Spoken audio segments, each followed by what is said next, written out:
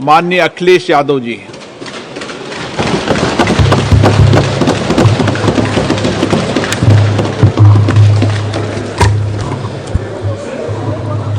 अध्यक्ष महोदय, मैं आपका धन्यवाद देता हूं कि आपने मुझे महामहिम राष्ट्रपति जी के अभिभाषण पे बोलने का मुझे समय दिया है। अध्यक्ष जी, मैं सबसे पहले आपका अभिनंदन एवं अभिवादन करते हुए आग्रह करना चाहूँगा कि मुझे बोलने के लिए जो समय दिया है, मैं उसमें से 2 मिनट का समय महाकुंभ हादसे का शिकार लोगों की आत्मा की शांति के लिए खड़े होकर के मौन रखना चाहूँगा। अगर किसी अन्य को भी सच्चे मन से मृतकों के प्रति सच्चा भाव है तो वो भी हमारे सांसदों के साथ खड़ा होकर के ये मौन श्रद्धांजलि अर्पित कर सकता है। ये माननीय सदस्य अध्यक्ष महोदय, अगली लाइन अध्यक्ष महोदय, ये विषय अध्यक्ष महोदय, आप सीनियर लीडर हैं। अध्यक्ष महोदय, ये अधिकार आपका है, कभी नहीं रही।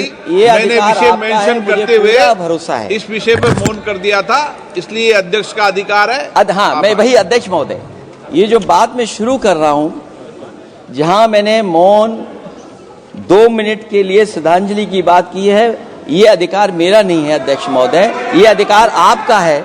मुझे पूरा भरोसा है आप पर कि जब अभिभाषण की चर्चा खत्म हो रही होगी उस समय 2 मिनट का मौन श्रद्धांजलि जरूर दी जाए जो श्रद्धालुओं की जान गई है।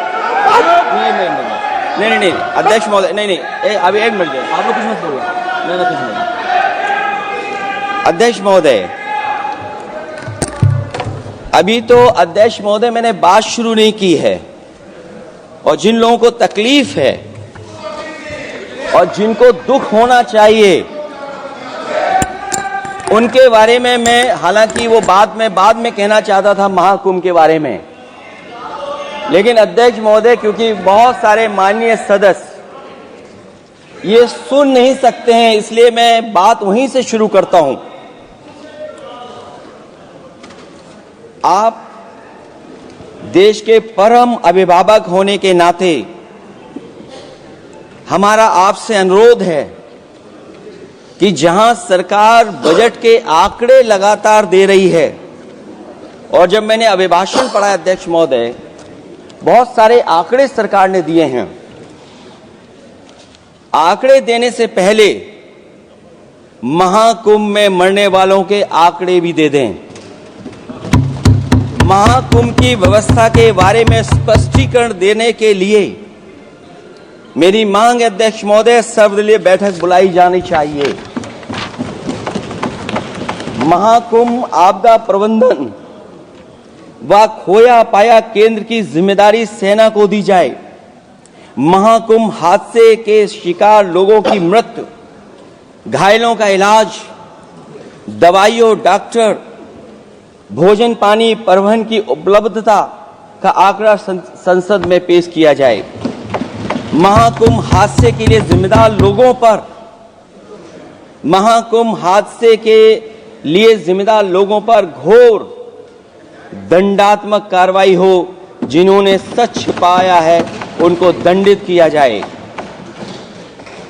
अध्यक्ष महोदय, हम डबल इंजन की सरकार से पूछते हैं, अगर अपराध बोध नहीं था तो आंकड़े दबाए, छिपाए और मिटाए क्यों गए हैं? सच छिपाना और मिटाना भी तो अपराध है। इसका दंड कौन भुगतेगा अध्यक्ष महोदय? जहां इंतजाम होना चाहिए था वहां प्रचार हो रहा था। एक धार्मिक समागम में डबल इंजन का राजनीतिक प्रचार अशोभनीय है, निंदनीय है। इतने बड़े हादसे के बाद कम से कम अब तो वो होर्डिंग उतरवा देना चाहिए। अध्यक्ष महोदय, महाकुंभ की जो तैयारी हुई, जो हम लोगों ने जाना वहां पर, महाकुंभ न केवल 144 साल के लिए ये कहा गया, बल्कि ये भी कहा गया कि पहली बार धरती पर इस तरह का डिजिटल और जो आधुनिक चीजें हैं, टेक्नोलॉजी, उसका इस्तेमाल कर करके महाकुंभ होने जा रहा है। सीसीटीवी, ड्रोन, लाइव स्ट्रीमिंग के आधार पर जिनका दावा था कि वो डिजिटल कुंभ करा रहे हैं, वो मृतकों की डिजिट नहीं दे पा रहे हैं। एक तरफ तो जो लोग डिजिटल डिजिटल डिजिटल अध्यक्ष महोदय कहने को थकते नहीं हैं, लेकिन जब कुंभ में इतना बड़ा हादसा हो गया है तो यही सरकार डिजिट नहीं दे पा रही है। हमारे अपने लोग मारे गए हैं, जिसमें परिवार का हर रिश्ता दिवंगत हुआ है। किसी की माता, किसी के पिता, किसी की बहू, किसी की बेटी, किसी का भाई बहन, चाचा चाची। बच्चों के आंकड़े तो अभी तक नदारद हैं। खोया पाया केंद्र ही लोगों को तो नहीं मिल रहा है, जो खोया पाया केंद्र था उसको भी लोग पा नहीं पा रहे, ढूंढ नहीं पा रहे। अध्यक्ष महोदय, कुंभ कोई पहली बार नहीं हो रहा है। कुंभ का आयोजन सदियों से होता आया है। हमारे पौराणिक और हमारे इतिहास के दस्तावेज ये बताते हैं कि समय समय पे जो भी सरकारें रही होंगी, जिसका भी राज रहा होगा अध्यक्ष महोदय, उसने महाकुंभ या इस तरह के कुंभ का आयोजन किया है।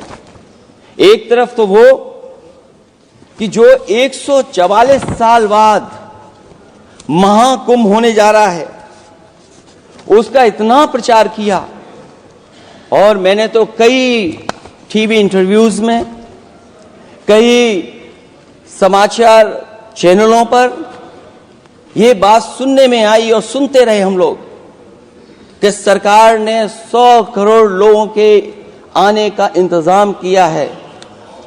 और अगर 100 करोड़, अध्यक्ष महोदय, अगर ये बात गलत है तो मैं रिजाइन आपको देना चाहता हूं। अगर अध्यक्ष महोदय, ये माननीय सदस्य लोग अगर ये नहीं सुन पा रहे हैं तो मैं इनको एक एक को, आप नहीं गए स्नान करने, आप स्नान करने नहीं गए, इसीलिए इस तरह की भाषा का इस्तेमाल कर रहे हैं। अध्यक्ष महोदय, ये कहा गया कि 144 वर्ष के बाद ये हो रहा है। जहां तक मेरी समझ और जानकारी कहती है, जो एस्ट्रोनॉमी और एस्ट्रो चीजों को समझते होंगे वो ये स्वीकार करते होंगे, जो भी कुंभ होता होगा वो 144 वर्ष के बाद ही होता होगा। लेकिन ये कहा गया कि नक्षत्र ऐसे हैं, तो मैं अध्यक्ष महोदय सरकार से कहना चाहता हूं कि सतयुग से लेकर के कलयुग तक ये सनातन परंपरा रही है कि संत महात्मा साधु समाज मुहूर्त के हिसाब से शाही स्नान करते हैं। उसमें नक्षत्रों के हिसाब से जो सहयोग बनता है वही शाही स्नान का मुहूर्त होता है। लेकिन भाजपा के राज में ये सनातन परंपरा टूट गई। पहले सरकार ने संत समाज को शाही स्नान रद्द करने का आदेश दिया, जिससे अनादिकाल की सनातन परंपरा टूटी। और फिर जब देश भर ने ये बात उठी, देश भर में ये बात उठाई गई उठी, तो उन्होंने हाथ से को छिपाकर फिर से आदेश दिया कि अखाड़े शाही स्नान करने जाएं। इससे सरकार ने पावन मुहूर्त के स्थान पर अपने मनमाने समय पर स्नान कराने का आदेश दिया। बात उस दिन या तिथि की नहीं होती है, बल्कि निश्चित मुहूर्त काल की होती है। ये सनातन परंपरा तोड़कर इन लोगों ने अच्छा नहीं किया।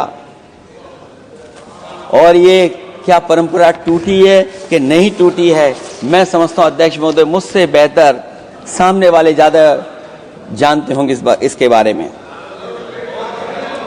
और जो लोग अध्यक्ष महोदय, जो हम लोगों ने देखा वहां पर लोग पुण्य कमाने आए थे और अपनों के शव लेकर के गए हैं। चमत्कारी करिश्मा तो ये हुआ है, श्रद्धालुओं के शव मिल गए थे, पर सरकार स्नान करने वाले मरने वालों की बात स्वीकार नहीं कर रही थी। और इससे ऊपर ये बात जो वहां पर और हुई, अध्यक्ष महोदय, जब ये जानकारी हो गई कि कुछ लोगों की जान चली गई, लाशें हैं जो मोर्चरी में पड़ी हैं, अस्पताल में पड़ी हैं, उसके बाद सोचिए सरकार क्या कर रही है। अपने सरकारी हेलीकॉप्टर में फूड भर करके फूलों को डालने का काम किया। सोचिए, ये हमारी कहां की सनातनी परंपरा है। मैं जानना चाहूंगा सदन के माध्यम से हमारे माननीय सदस्य बताएं कि जहां लाशें पड़ी रही हों, न जाने कितनी चप्पलें पड़ी थीं, न जाने कितनी चप्पलें पड़ी थीं, न जाने कितने कपड़े पड़े थे, महिलाओं की साड़ियां थी, कपड़े थे, लेकिन उनको कैसे उठाया गया? उन सबको उठाया गया जेसीबी मशीन से, ट्रैक्टर की ट्रॉली से। उनसे उठा करके कहां फेंका कोई नहीं जानता, लेकिन जब उनको लगा कि वहां से बदबू आ रही है तो यही सरकार के लोग छिपाने लगे हैं। यही आपका महाकुंभ का आयोजन था, और हर बात को छिपाने के लिए न केवल ये लोग मीडिया का सहारा ले रहे हैं, मीडिया का सहारा लेते लेते सुनने में आया है कुछ दबाव और कुछ स्वीटनर भी दिए जा रहे हैं जिससे उनकी खबरें बाहर ना आ जाएं। और अगर अध्यक्ष मोदी ये बात सब गलत है मेरी, अगर ये बात सब गलत मैं कह रहा हूं, तो अभी तो नेता सदन को अभी भाषण देना है। और मैं ये बात और कहना चाहता हूं, आप अपनी तरफ से जानकारी कर लीजिएगा। हमारे उत्तर प्रदेश के मुख्यमंत्री जी ने शोक नहीं प्रकट किया था। जब देश की राष्ट्रपति और प्रधानमंत्री जी ने शोक प्रकट किया, उसके बाद 17 घंटे बाद सरकार ने स्वीकार किया। अध्यक्ष मोदी, ये वो लोग हैं जो आज भी कोई सच्चाई स्वीकार नहीं कर सकते। इनका रास्ता क्या है मैं नहीं जानता हूं, कहां ले जाना चाहते हैं।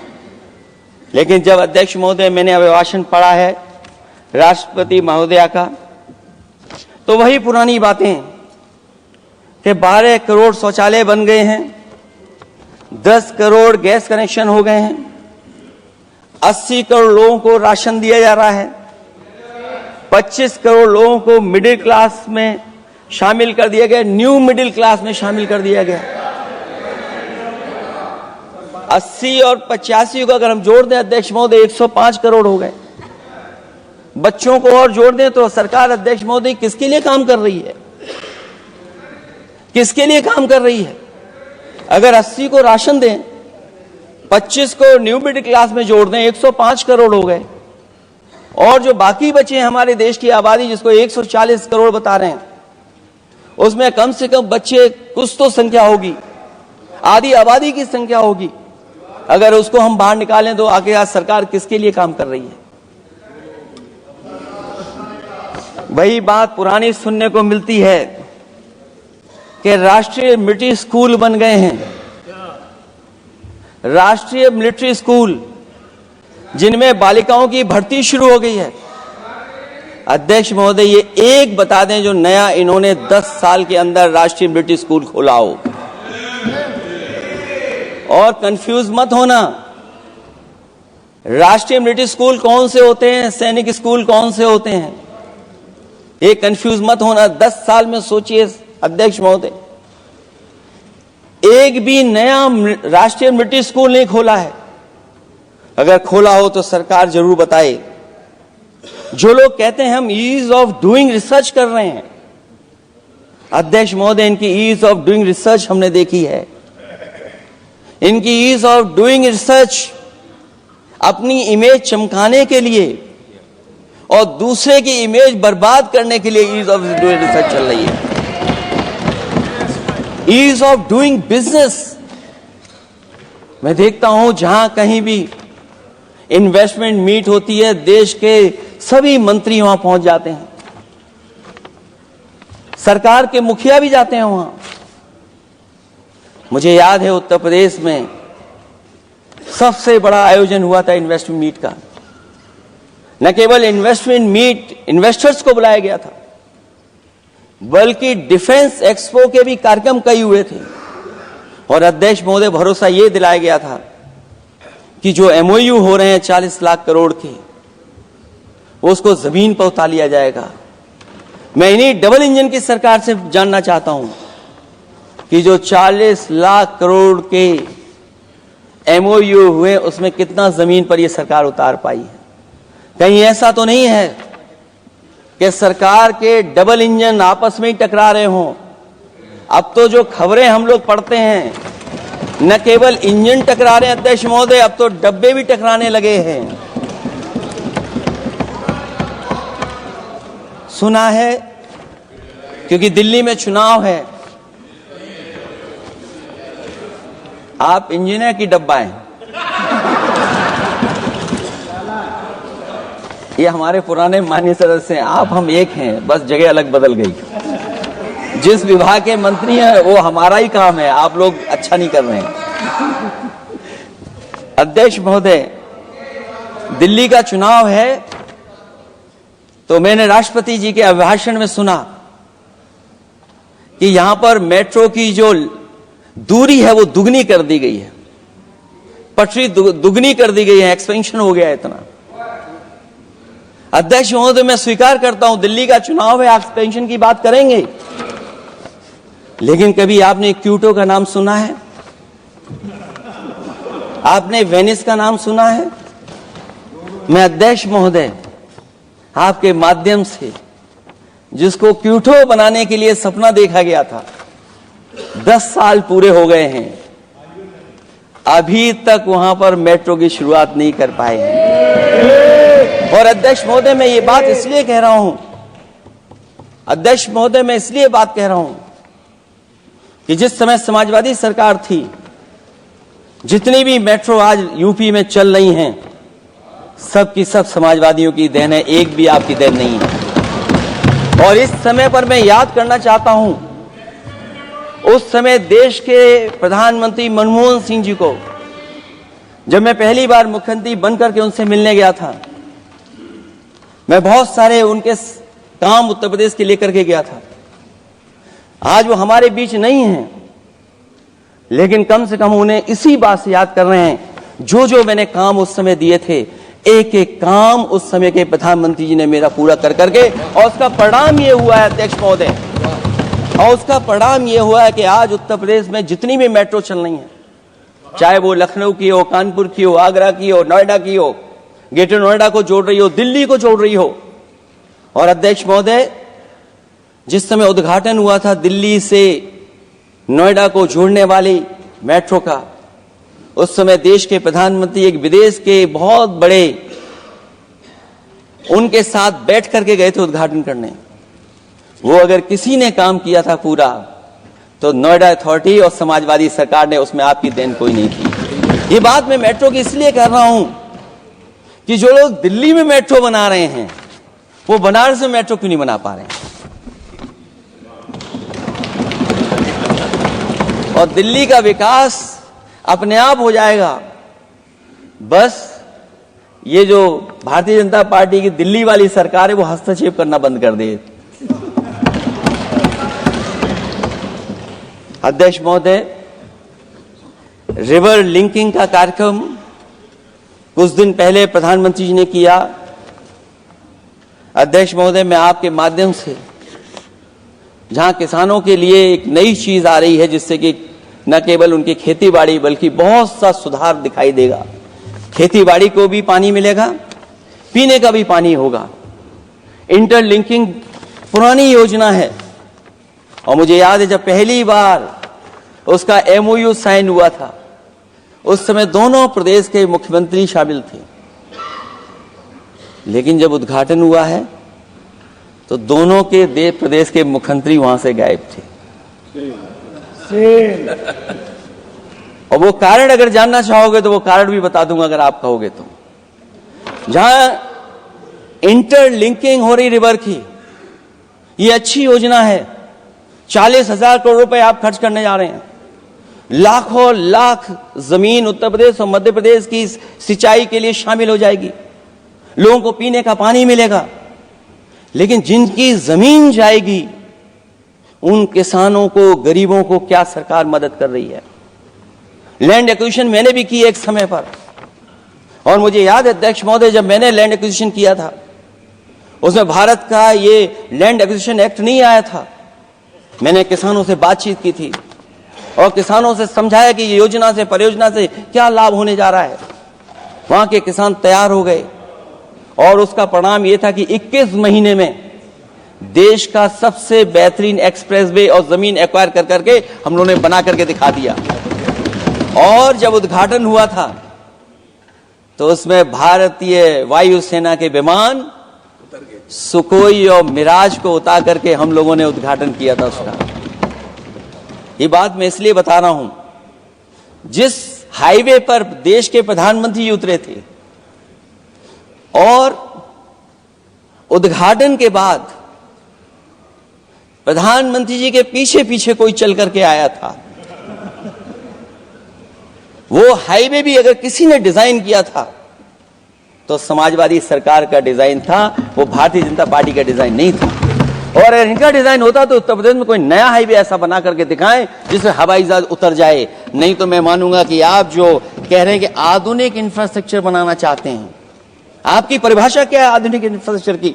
और ये बात में जो इतनी घुमा फिरा के कह रहा हूं, वो बात में लौट करके उसी पे जा रहा हूं। अध्यक्ष महोदय, अगर 40,000 करोड़ की योजना बनी है रिवर इंटरलिंकिंग की, तो जिन किसानों की, जिन गरीबों की जमीन जा रही है, उन किसानों को आप सही तरीके से मुआवजा, मदद उनकी क्यों नहीं कर रहे हो आप?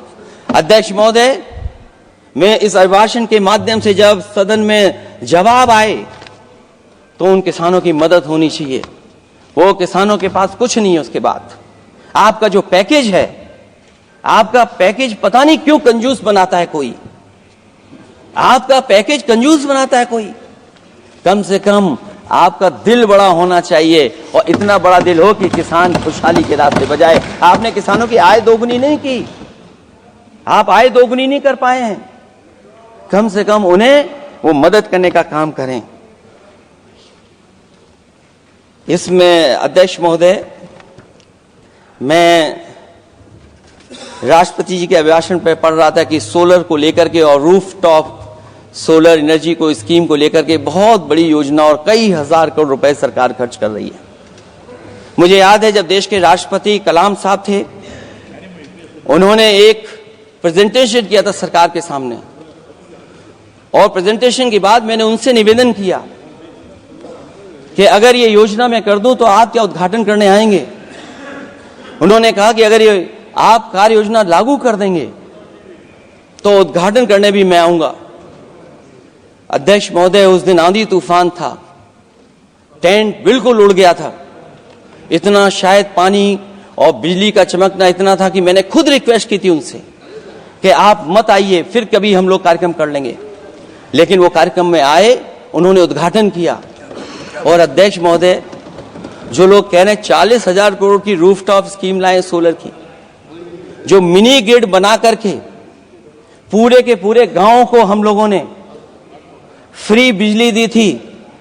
फ्री बिजली उनको मिलती थी 24 घंटे, उनकी चक्की चलती थी, उनका सिंचाई का पानी का इंतजाम होता था। जब तक समाजवादी सरकार रही तब तक वो योजना चलती रही, और जैसे ही समाजवादी सरकार गई, इन्हीं के लोगों ने उसका मेंटेनेंस रोक दिया। न केवल उस गांव का जिसका राष्ट्रपति रहे उन्होंने उद्घाटन किया, बल्कि और जितनी भी सोलर की स्कीम चल रही थी, लोहिया आवास में जहां सोलर स्कीम के माध्यम से हम लोग गरीब को सोलर पैनल के माध्यम से उनको बिजली दे रहे थे, फ्री बिजली, उन सब योजनाओं को इन्होंने बंद करने का काम किया है। सोचिए, ये वो लोग हैं जो इंफ्रास्ट्रक्चर बनाना चाहते हैं। अध्यक्ष महोदय, चीन के सवाल को लेकर के कांग्रेस पार्टी के भी कुछ विचार हैं, हमारे भारतीय जनता पार्टी के लोगों के भी विचार हैं। सच्चाई ये सदन और ये देश भी जानता है, एक समय पर हम लोगों ने बहुत लाखों लाख किलोमीटर की जमीन, लाखों लाख एकड़ की जमीन हम लोगों ने खोई, और अब उसी रास्ते पर भारतीय जनता पार्टी चल रही है। अध्यक्ष महोदय, सवाल यह है, जमीन खोने के साथ साथ भारतीय जनता पार्टी स्वीकार नहीं कर रही है कि जमीन चीन ने कब्जा की है। और ये बात अगर हम लोग कह रहे हैं तो जो अखबारों में खबरें निकलती हैं, टीवी पे कभी कभी खबरें आती हैं, अध्यक्ष महोदय, सरकार को कहिए कि ऐसे चैनल, ऐसे अखबारों पे एफआईआर लिखा करके उन्हें जेल भेज दो, क्योंकि कुंभ की जो खबर चलाना चाहते थे, कुंभ की जो खबर देना चाहते थे, उन कुछ साथियों पे आपने एफआईआर लिखा दी है। अगर कुंभ पर सच्ची खबर दिखाने वालों पे आप एफआईआर लिखा सकते हैं, तो फिर चीन की खबर, जो खबर चला रहे हैं, उस पर भी आपको एफआईआर लिखानी चाहिए। दूसरा, हमारा एक जाति जनगणना का मसला बहुत पुराना है, ये कोई नया नहीं है। आरक्षण के सवाल पर इस देश में दक्षिण भारत से लेकर के उत्तर भारत में और देश में जगह जगह पर बहुत सारे नेता ऐसे रहे जो आज हमारे बीच नहीं हैं, जिनकी वजह से हम आज उस आंदोलन को आगे ले जा रहे हैं। बाबा साहब भीमराव अम्बेडकर जी का जो संविधान है, उसके तहत जो हमें हक अधिकार मिले हैं, आरक्षण की व्यवस्था है, उस व्यवस्था को और मजबूत बनाने के लिए जाति जनगणना होना चाहिए। उसके पक्ष में अब तो कांग्रेस पार्टी भी है। एक समय था जब कांग्रेस पार्टी उस पक्ष में नहीं थी। और अध्यक्ष महोदय, मैं बड़ी जिम्मेदारी के साथ कहना चाहता हूं, अगर उसी समय कांग्रेस पार्टी भी पक्ष में होती तो आज हमें आपके सामने खड़ा नहीं होना पड़ता, मांगना नहीं पड़ता जाति जनगणना। लेकिन अध्यक्ष महोदय, मैं अपने कांग्रेस पार्टी के साथियों से भी कहना चाहूंगा, अध्यक्ष महोदय, मैं कांग्रेस पार्टी के साथियों से भी कहना चाहता हूं, हम आपके साथी हैं और इस मुद्दे पे तो हम आपके साथ और आपके आगे भी चल करके आपका साथ दे देंगे। अब जाति जनगणना को कोई नहीं रोक सकता है। एक दिन ऐसा आएगा अध्यक्ष महोदय, एक दिन ऐसा आएगा, कोई टकरार नहीं है, आपके इंजन जैसे नहीं है। आपका एक इंजन, अध्यक्ष महोदय, ये अध्यक्ष महोदय, हम तो, मुझे कभी कभी ये लगता है कि प्रधानमंत्री जी जितना अपने लोगों को ध्यान दे करके समझाते हैं, इतना ये समझते ही नहीं है। वो अध्यक्ष महोदय, वो सबसे ज्यादा सोशल मीडिया के बारे में जानकारी रखते हैं। आप भी जानकारी रखा करो। अगर आप जानकारी रखोगे तो आपको सच्चाई पता लग जाएगी। एक इंजन ने नमस्कार नहीं किया था दूसरे इंजन को, अगर याद हो तो पता कर लें।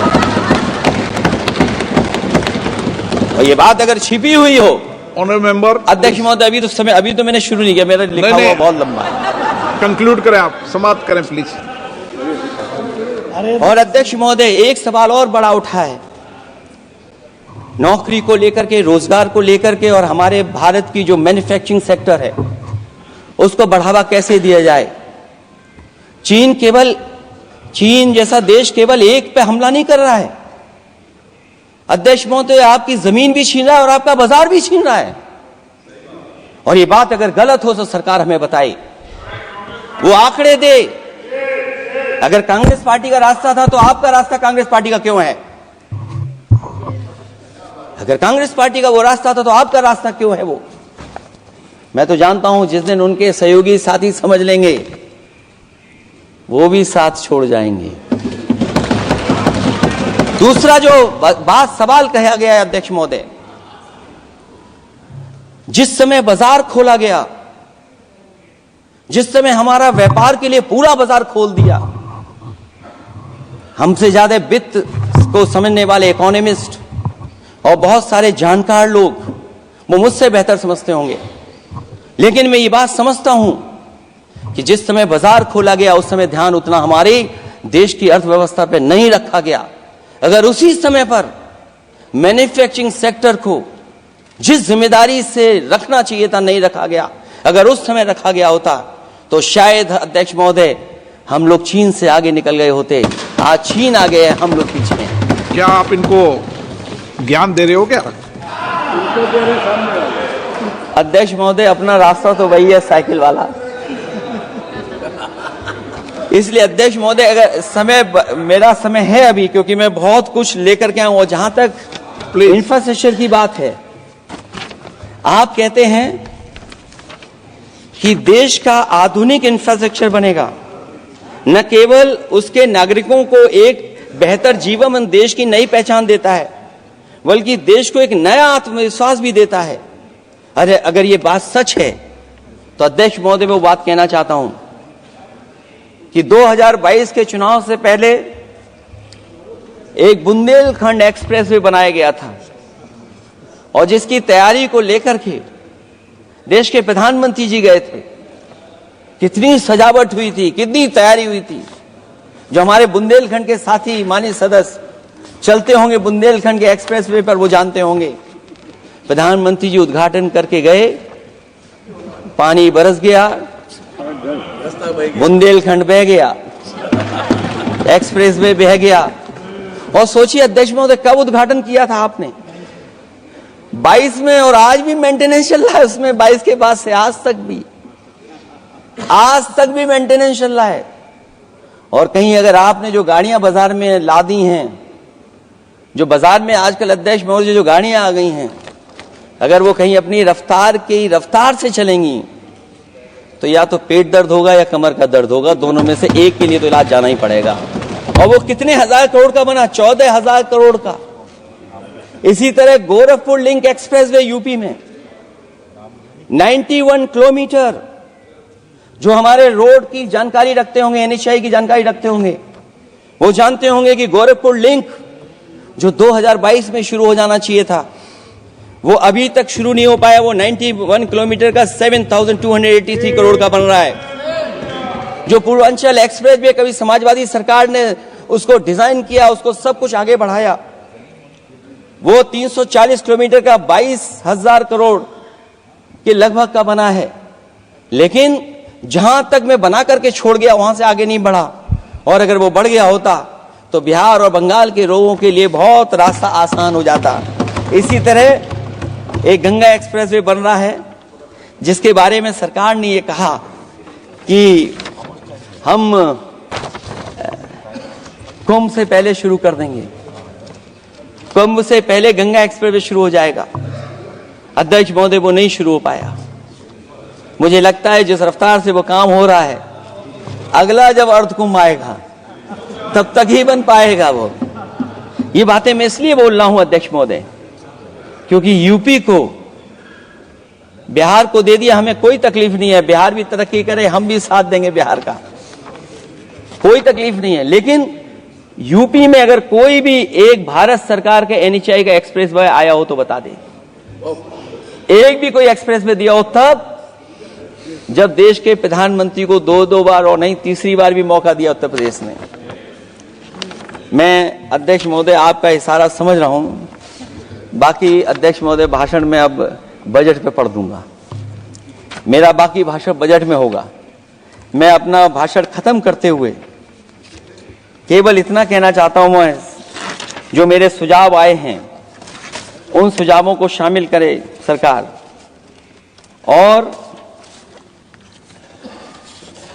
केवल प्रचार में न रहे सरकार। अध्यक्ष महोदय, मैं अपनी बात खत्म करने से पहले जो राष्ट्रपति जी ने कहा है, मैं भी सहमत हूं उससे। मैं उनकी सब लाइनें पढ़ना चाहता हूं। जो राष्ट्रपति महोदया जी ने कहा है, मैं उससे सहमत हूं। हमारा हिंदुस्तान 140 करोड़ आबादी वाला देश है। हमारे यहां भिन्न भिन्न राज्य, भिन्न भिन्न क्षेत्र, भिन्न भिन्न भाषाएं हैं, परंतु एक राष्ट्र के रूप में हमारी एक ही पहचान है, हिंदुस्तान। और हमारा एक ही संकल्प है, एक ही लक्ष्य है, विकसित हिंदुस्तान। आने वाले वर्षों में देश को विकसित राष्ट्र बनाने के लिए हम सभी दृढ़ संकल्पित हैं। इस संकल्प में देश के शहीदों की प्रेरणाएं हैं, पूज्य बापू के मानवीय आदर्श हैं, और सरदार पटेल जैसी मां भारती की संतान द्वारा हमें दिलाई गई एकता की शपथ है। हमें इन प्रेरणाओं को आगे रखते हुए एकता के इस समर्थ विकसित हिंदुस्तान के संकल्प को पूर्ण करना है। आइए हम एक बार फिर एकता के संकल्प को दोहराएं और हिंदुस्तान के सपनों को पूरा करने के लिए कटिबद्ध हों। जब हम साथ मिलकर बढ़ेंगे तो हमारी भावी पीढ़ियां 2047 में अवश्य विकसित, सशक्त, समर्थ, समृद्ध, सोशलिस्ट, सेकुलर, डेमोक्रेटिक हिंदुस्तान देखेगी। मैं इतनी ही बात कहते हुआ, क्योंकि 10 बजट आपने पेश किए हैं, वो आप समझ गए होंगे, आप समझ गए बात को जो मैं कह रहा हूं। अध्यक्ष महोदय, जो बात मैं कह रहा हूं वो बात वहां तक पहुंच गई है, उनके चेहरे बता रहे हैं कि बात वो पहुंच गई है। और मैं अपने अंत में बस यही कहूंगा, क्योंकि 10 बजट के बाद ये अभिभाषण सुन रहे हैं हम लोग, 11वां बजट आ गया है। बजट हो ऐसा जिसमें सबके लिए उम्मीदें हों, समृद्धि की दिवाली और खुशियों की ईद हो। बहुत बहुत धन्यवाद अध्यक्ष महोदय, मैं आपका धन्यवाद देता हूं और सभी माननीय सदस्यों का जिन्होंने सुनने का काम किया, बहुत धन्यवाद।